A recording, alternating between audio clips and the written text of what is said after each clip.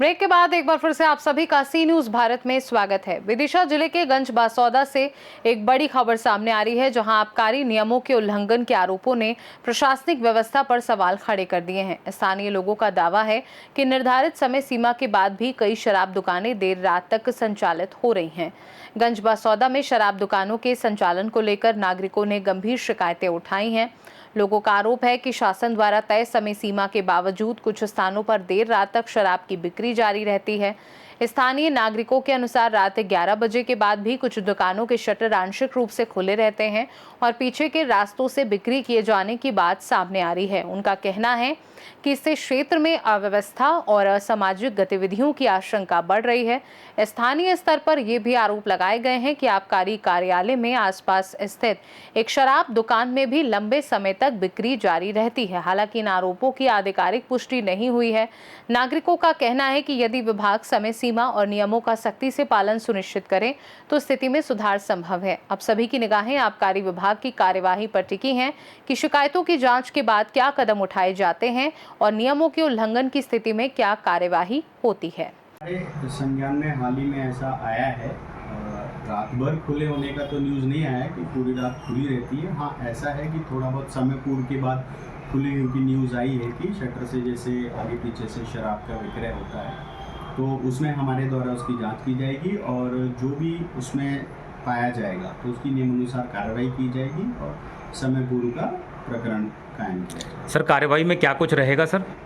कार्रवाई में ये होता है कि हम अगर मौके पर वैसा मिलता है तो उसका हम प्रकरण कायम करते हैं और उसमें नियमानुसार जो भी शास्तियाँ विरोधित की जाती हैं वो हम करते हैं। कुछ चालानी कार्रवाई भी होती है सर? हाँ, बिल्कुल, उसमें चालानी कार्रवाई होती है और उसमें पेनल्टी होती है और वो उनको जमा करनी है। लान के चले। अब पेनल्टी तो क्या होता है, अलग अलग केसों के लिए अलग अलग तरह की पेनल्टी है। जैसे कोई भी दुकान है, MSP MRP वगैरह का प्रकरण आता है तो लगभग एक दिन की जो ड्यूटी होती है तो लगभग लाखों रुपए के आसपास वैसे उतना रहता है पेनल्टी। चेकिंग ये ऐसा नहीं है, रेट लिस्ट हमारे जितनी भी जहाँ भी दुकानें हैं लगभग उन पे सभी पे लगी हुई है। और अब वर्तमान में क्योंकि टेक्नोलॉजी का युग है तो उसका दूसरा अल्टरनेटिव भी है। सारी दुकानों पे आप जाइए, QR कोड चिपके हुए हैं, उन पे आप स्कैन करिए और आप MSP MRP चेक कर सकते हैं किसी भी ब्रांड की। तो digital MSP MRP rate list भी लगे हुए हैं, हमारे स्वयं के द्वारा चस्पा किए गए हैं। अगर ऐसा कोई प्रकरण हमारे संज्ञान में आता है और हमारे पास अगर ऐसा कोई आता है तो नियमित ही हम उसके ऊपर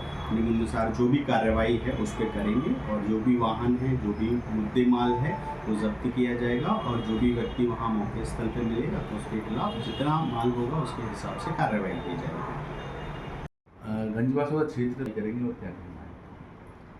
आपके द्वारा ये मामला संज्ञान में आया है। इसके पहले भी मुझे रात में दुकानें खुलने की शिकायत आई थी तो उसमें मैंने स्वयं भी जाके जांच की थी। तो कुछ दुकानें, सारी दुकानें तो नहीं थी, लेकिन स्टेशन एरिया की और मंडी के पास की 2-3 दुकानें जो थी वो खुली थी। रात को ज़्यादा समय के बाद भी उनकी सफाई चालू थी।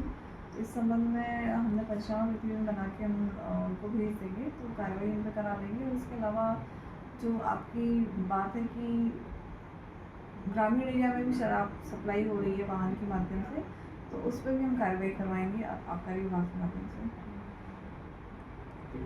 कार्रवाई होती है, लेकिन क्योंकि आपने बताया कि ठेकेदारों के हौसले बुलंद हैं, तो दिक्कत ये है कि प्रेस ब्रीफ नहीं आ पाती है। मैं आबकारी विभाग को निर्देशित करूँगी कि जो भी कार्रवाई वो करते हैं रेगुलर बेसिस पे जो कार्रवाई करते हैं तो उसका प्रेस नोट जरूर जारी करें ताकि लोगों को भी सतर्कता पहुंचे कि कार्रवाई होती है यदि कोई नियम के विरुद्ध काम करता है। और ठेकेदारों को भी ब्लैक लिस्ट करना तो नहीं कर सकते, लेकिन कम से कम प्रेस नोट में लिखें कि किस ठेकेदार पे कितनी कार्रवाई हुई है, कितना फाइन इसने भरा है, कितनी पेनल्टी लगी है, तो थोड़ा उनको सचेत होंगे और थोड़ा उनको कार्रवाई का डर भी लगेगा। बिना लाइसेंस शराब की दुकान का कोई भी शराब नहीं बेच सकता है, चाहे वो कोई किराने की दुकान हो या कोई होटल हो या बार हो।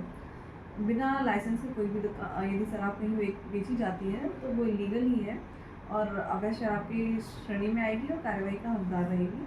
तो आपके माध्यम से सूचना मिली है और विभिन्न माध्यमों से और भी आ रहा था कि ग्रामीण एरिया में विशेषकर इलीगल शराब बेची जा रही है, तो इसमें भी हम अपने आबकारी निरीक्षक से कार्रवाई करवाएंगे ताकि ग्रामीण एरिया में जो इलीगल शराब है और जो जिससे ग्रामीण जनता बहुत परेशान है उस पर कार्रवाई हो सके। Okay ma'am. ये जो मामला है ये आपके द्वारा संज्ञान में लाया गया है। इसमें लगातार जो पेट्रोलिंग होती है इसको बढ़ाया जाएगा और जो भी इसमें सुनिश्चित जो समय है उस अवधि में ये अपनी बिक्री करें और उसके बाद जो अवधि समाप्त होती है तो वो अपनी बिक्री वहीं से करेंगे जहाँ का उनको लाइसेंस प्राप्त है। तो इस संबंध में जांच भी की जाएगी और लगातार जो है कार्रवाइयाँ प्रचलित होंगी। ये प्रकरण अभी संज्ञान में आया है, इसमें जांच करा के जो कार्रवाइयाँ हैं वो करवाई जाएंगी। गंजबासौदा से सी न्यूज संवाददाता हेमंत आनंद की रिपोर्ट। फिलहाल मामले में स्थानीय लोगों ने सख्त कार्यवाही की मांग की है और अब देखना होगा कि प्रशासन इन शिकायतों को कितनी गंभीरता से लेता है और क्या देर रात शराब बिक्री के आरोपों पर जांच और कार्यवाही होती है। खास रिपोर्ट में फिलहाल के लिए इतना ही। देश दुनिया की बाकी खबरों को जानने के लिए आप देखते रहिए सी न्यूज भारत।